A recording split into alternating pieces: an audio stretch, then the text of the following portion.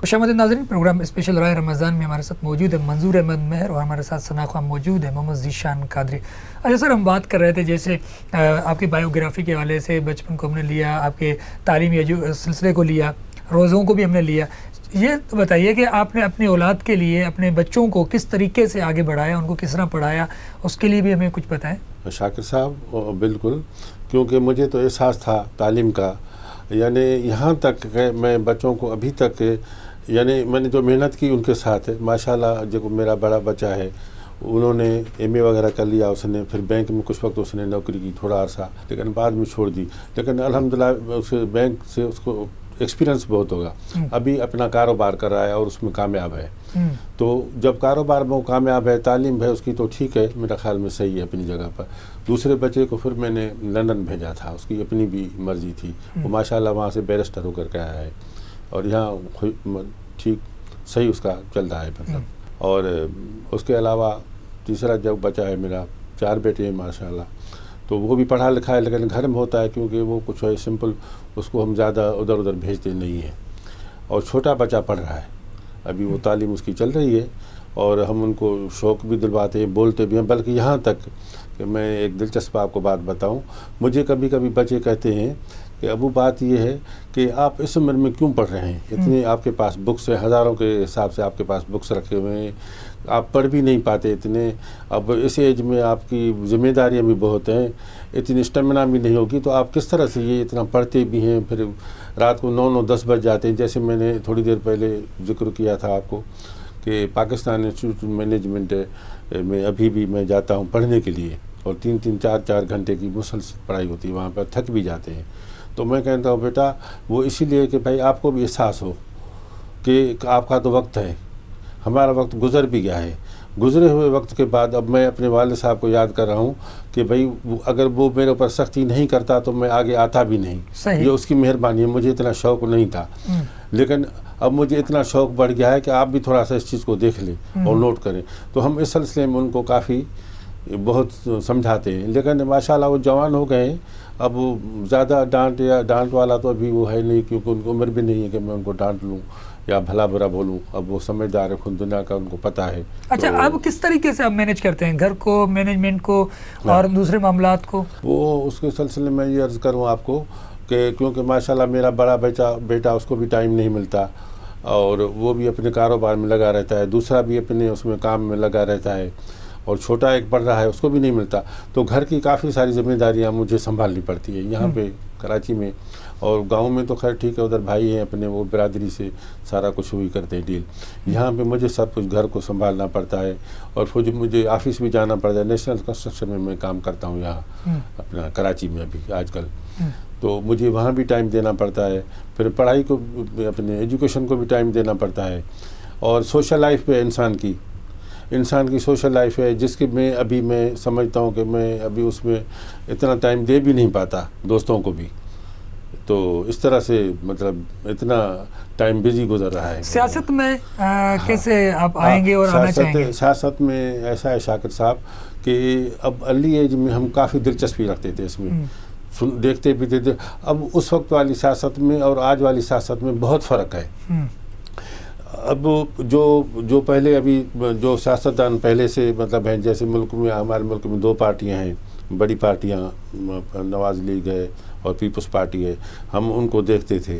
اب ایک نئی تحریک انصاف آ گئی ہے، عمران خان کی پارٹی آ گئی، اب عمران خان سے مجھے بہت امیدیں نظر آ رہی ہیں، جیسے آ رہی ہیں تو اس وقت میں اس سے متاثر ہوں کہ مطلب یہ ہے کہ یہ شاید آ کر کے کچھ کر لیں اور میرٹ بھی کچھ ہو جائے ملک میں، تو میرٹ سب سے بڑا مسئلہ۔ آفر ہوئی تھی اس میں کوئی عہدے کے لیے؟ مجھے یہ تھا کہ ہمیں تو ہوئی تھی، اور میرے بیٹے کو ہوئی تھی کہ میں نے اپنے بیٹے کو کہہ دیا کہ بیٹا آپ جوائن کریں، میرے پاس اب اتنا ٹائم بھی نہیں ہے، اور پھر وہ مجھے اتنا زیادہ اس میں اتنا ابھی شوق بھی نہیں ہے، ٹائم بھی نہیں، آپ جوائن کر لیں۔ ابھی تک اس نے جوائن نہیں کیا ہے، بس وہ بھی سوچ رہا ہے، ابھی سوچ رہے ہیں۔ صحیح۔ اچھا، ایک اور چیز بتائیے کہ آپ ماشاءاللہ آپ کے پاس اتنا تجربہ ہے، علم ہے، مشاہدہ ہے، نظریہ ہے، ساتھ ہی بتائیے کہ دنیا بھی آپ نے یقیناً گھومی ہوگی، یہ بتائیے پھر آپ کوئی کتاب لکھنا چاہیں گے اپنے تجربے کے حوالے سے؟ کتاب لکھنے کا میں کبھی کبھی سوچتا تو ہوں، لیکن بس وہ ٹائم بھی نہیں ملتا. واقعی میں کافی یعنی کیونکہ فیڈرل گورنمنٹ کی نوکری کی ہے تو میں نے پورے پاکستان میں میرے لوگوں سے میری جان پہچان بھی ہے, اور میں مطلب ہر شہر سے تقریباً میرا تعلق بھی, اور باہر بھی گیا ہوں. مزہ کس ملک میں آیا زیادہ؟ باہر بیرون ملک میں. بیرون ملک مجھے بنگلہ دیش میں بڑا مزہ آیا.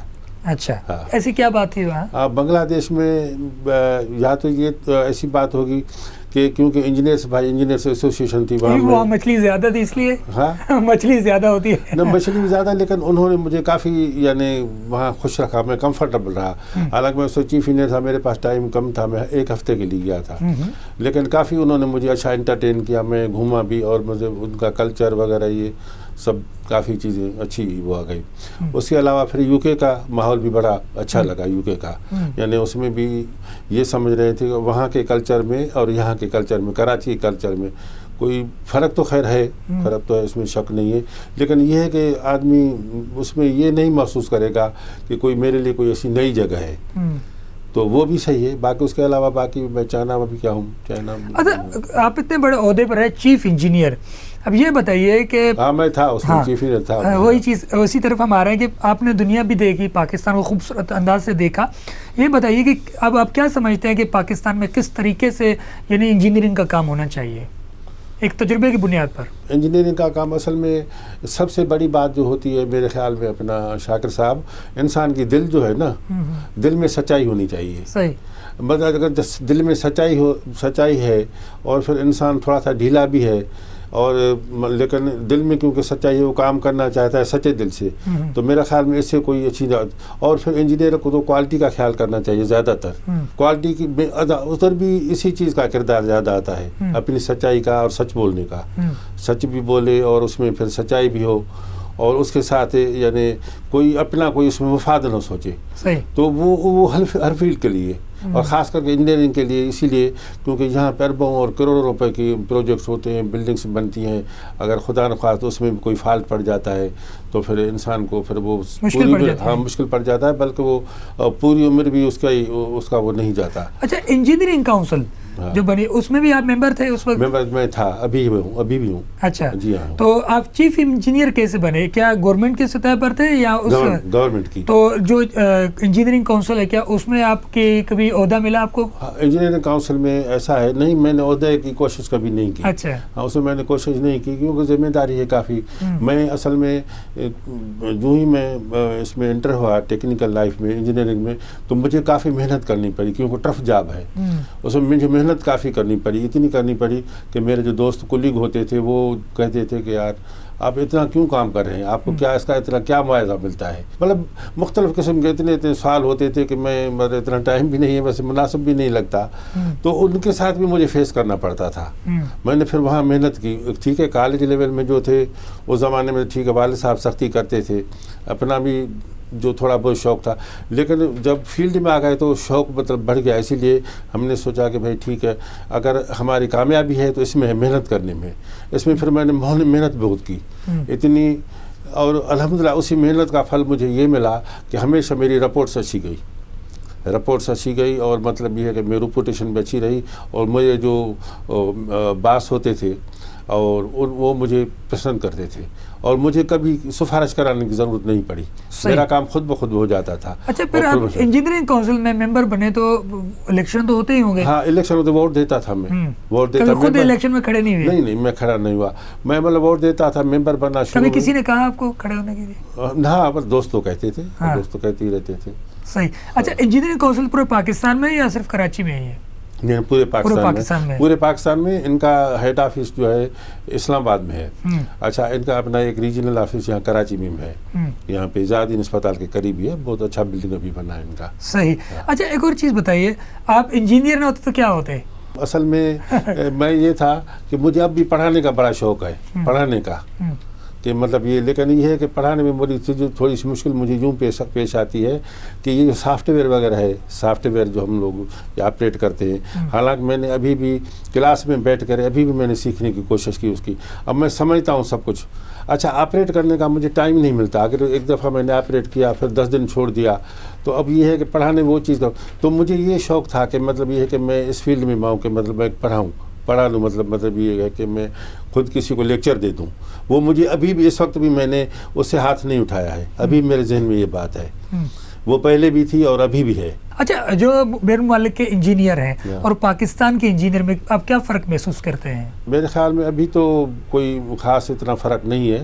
میں یو کے گیا تھا تو ایک سول انجینئر کی میرے ساتھ کٹھا ہی بیٹھا، دبئی سے کٹھا، اس سے میں نے کافی چیزیں پوچھی، اس نے مجھے کافی بتائی، تو میں تو سمجھتا ہوں کہ اس میں کوئی ایسا نہیں ہے۔ ہاں لیکن یہ ہے کہ صرف یہ ہے کہ وہاں جو ٹیکنالوجی انٹروڈیوس ہوتی ہے، کہ مثال طور برٹش کوڈ ہے ڈیزائن کے لیے یا امریکن کوڈ ہے، وہ سارا کچھ وہیں سے ہوتا ہے، آتھر اشے وہیں کے ہوتے ہیں۔ اب ہمارے پاس یہ چیز نہیں آئی، اور اس طرح سے انڈیا میں بھی ہے، انڈیا میں اچھے آتھر پڑھے ہیں انجینئرنگ سے کے، لیکن میں نے مجھ سے اگر پوچھتے ہیں کچھ جونیئر سے سوال پوچھے کہ سر بات یہ ہے کہ یہاں کیوں نہیں اچھے آتھر ہیں؟ انڈیا میں جب وہ یہ لکھتے ہیں سب کچھ بکس آتی ہیں، ہم وہ استعمال کرتے ہیں پڑھتے ہیں، تو یہاں کیوں نہیں ہے؟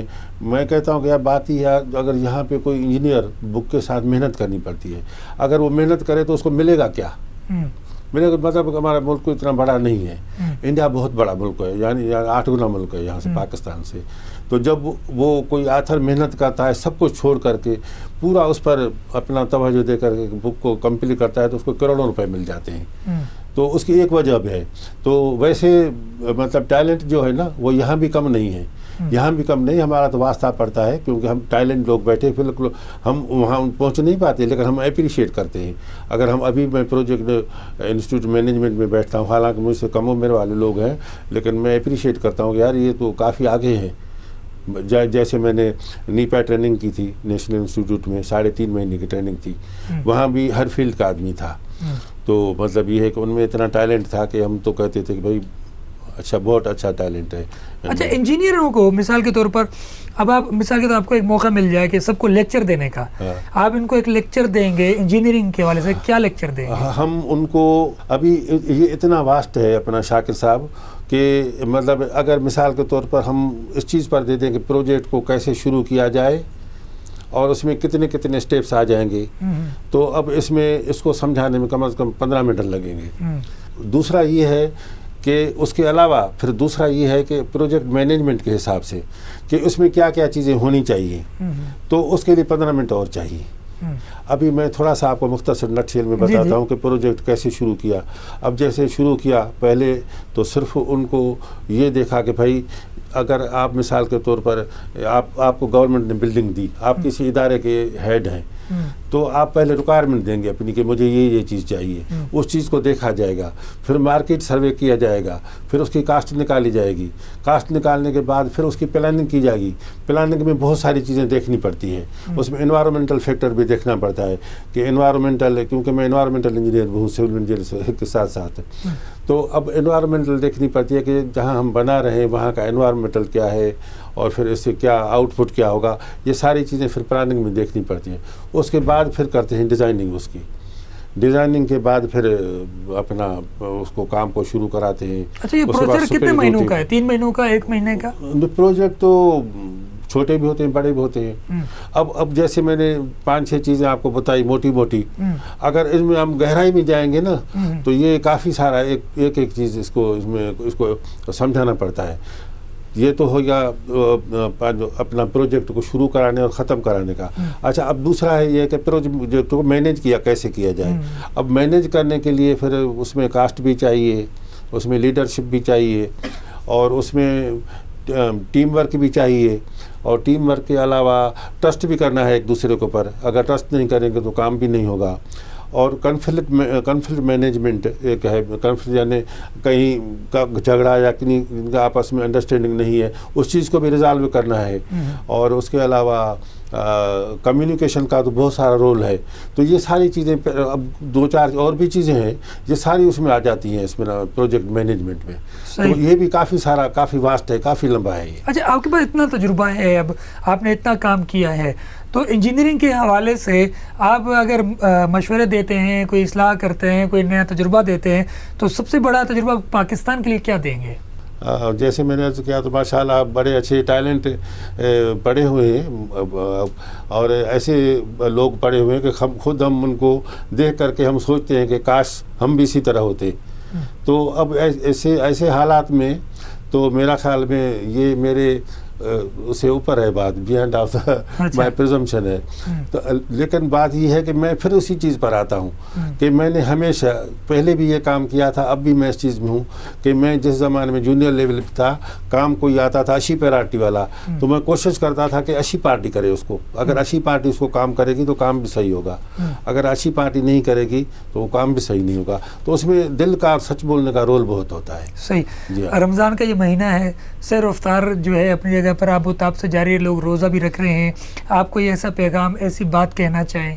رمضان کے بارے میں صاحب یہ ہے کہ روزہ جو ہے اس میں الحمدللہ بڑے یعنی اللہ تعالیٰ کی جتنی بھی یعنی ان کے احکامات ہیں نا، اب میں تھوڑا سا اور بھی اس چیز میں جاؤں گا یہ کیونکہ کافی، تو اس میں ہر چیز میں اللہ تعالیٰ نے اپنا یعنی اچھائی رکھی جو دنیا داری میں کام آتی ہے اور انسان کی آخرت میں اچھی ہوتی ہے. جیسے مثال کے طور میں نماز کا تھوڑا سا آپ کو دے دوں اپنا مثال. اب نماز میں آپ دیکھ لیں، جب ہم جاتے ہیں جماعت میں جاتے ہیں، کوئی بھی ہمارا جو ریگولر نماز پڑھنے آتا ہے وہ اگر نہیں آتا ہے تو ہمیں فکر ہوتی ہے کہ یار پتہ نہیں بیمار پڑ گیا، کیا پڑ گیا. پھر ہمیں اس کے تو ہمارے ایک دوسرے سے میل جول ہوتی ہے اور پھر انسان حرکت میں بھی رہتا ہے. یہ دنیا داری کی چیزیں ہیں اور انسان ٹائم کا پابند رہتا ہے. ٹائم کی پابندی کرنی پڑتی ہے نا. اگر 1:30 بجے نماز ہے تو 1:35 کو جائے تو جماعت نہیں ہوگی. تو دیکھیں اب اتنے سارے فائدے ہیں نماز میں اس دنیا میں، تو اگلی دنیا میں تو ماشاءاللہ وہ تو پھر اس کی تو بات ہی کچھ اور ہے. تو اس حساب سے روزوں کو بھی میں نے نوٹ کیا ہے کہ ہماری صحت جو ہے نا، جب روزہ رکھتے ہیں، روزہ رکھ کر پورا کرتے ہیں تو مطلب یہ کہ اس میں بھی یہی ٹائم وغیرہ کا رول ہے، احکامات کا ٹائم کا رول ہے. اور اس کے علاوہ پھر روزے رکھنے کے بعد انسان کی صحت بھی جو ہے نا، صحت بھی انسان کی صحیح رہتی ہے. اور ویسے ثواب والے حساب سے کہ جو احکامات پورے کرنے، اس میں یہ ہے کہ ایک انسان اپنی جان کی زکوٰۃ بھی دیتا ہے. صحیح. کہ انسان کہ اللہ تعالیٰ نے اتنی جب نعمتیں دی ہیں تو وہ بھی کچھ تو کر لے. تو اللہ تعالیٰ کا یہ جتنے بھی ہمارے احکامات ہیں اس میں ہمارے اس کے احکامات کے ساتھ ساتھ ہمارے کچھ فائدے بھی بہت سارے رکھے. نماز کا مثال دیا، روزوں کا دیا، پھر اس طرح سے جتنے بھی سارے ہیں اس کے علاوہ جو بھی ہیں. بہت شکریہ. ہمارے ساتھ نعت خواہ موجود ہے محمد ذیشان قادری. محمد ذیشان قادری، کون سی نعت سنا رہے ہیں آپ؟